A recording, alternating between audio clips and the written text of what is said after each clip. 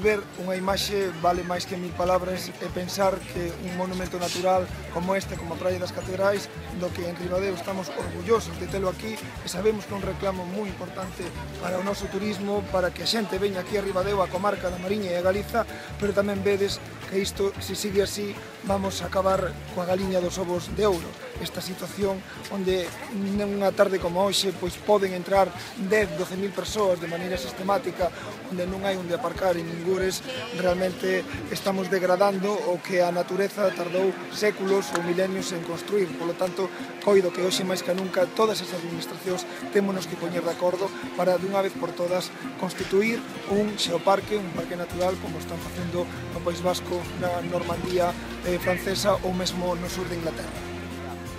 No, pero xa está, non critica eso.